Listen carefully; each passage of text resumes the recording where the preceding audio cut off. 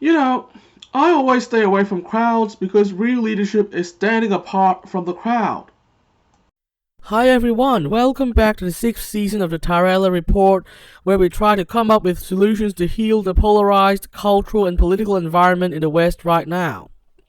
Today, I want to continue my response to the recent ContraPoints video titled Cringe. This time, I will be looking at the discussion around how online cringe culture affects the political landscape.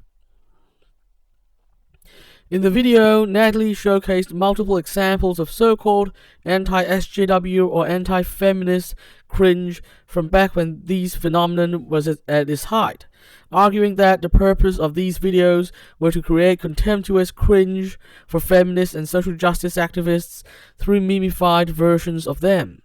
By and large, that kind of content produced its desired effect, making one side of politics have so much contempt for these people that it won't even take their ideas seriously, let alone debate them on an equal footing. This attitude in turn triggered a reactionary hostility from many supporters of feminism and social justice, who increasingly turned away from debate in the free market of ideas and developed a somewhat paranoid attitude towards their critics. To sum up, the biggest effect of this anti-sjw or anti-feminist cringe phenomenon was to polarize the debate around these issues so much that there is no appetite on either side for a healthy and nuanced discussion.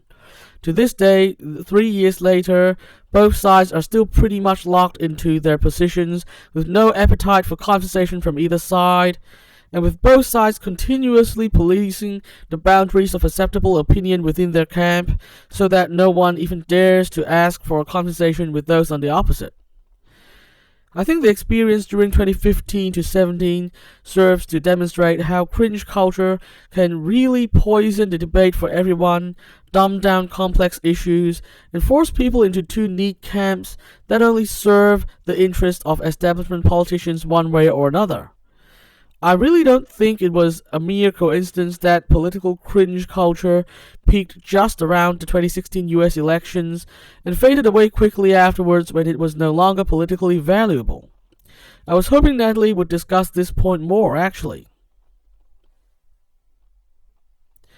The main problem with cringe culture is that it dumbs down everything and turns every issue into essentially identity politics of some kind. For example, anti-feminist cringe doesn't actually deal with the merits or otherwise of feminist activists. It merely asserts that it would be cringe to be one of them.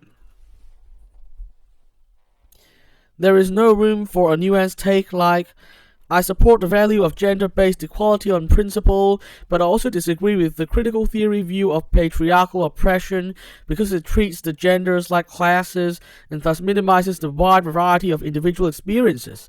And further, because it essentially pits the genders against each other, which would lead to much unnecessary social conflict. In a debate where the terms are set up as whether feminism is cringe or not, there is no room for such a nuanced take. Instead, people are pressured into taking sides on whether feminism, without any qualifications, is cringe or not.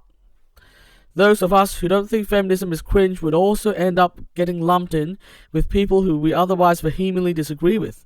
Our important differences lost in this game we're forced to play.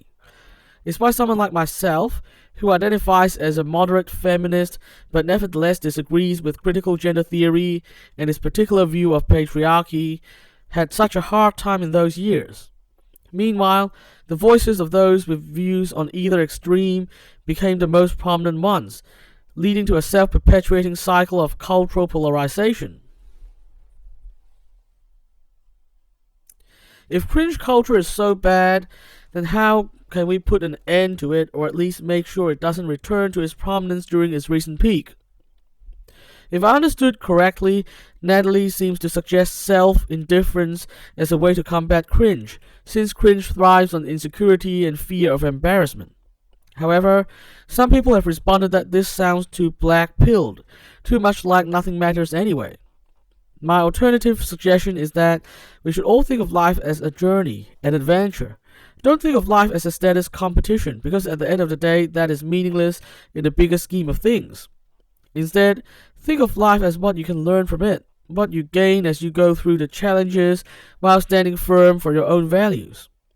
I guess if everyone took this attitude, there would indeed be much less of a market for cringe culture, because there would be neither fear of embarrassment of the self, nor a motivation to harbor contempt for others. That's all for today. I'll be back next time to discuss another big idea. Subscribe if you want to follow our story.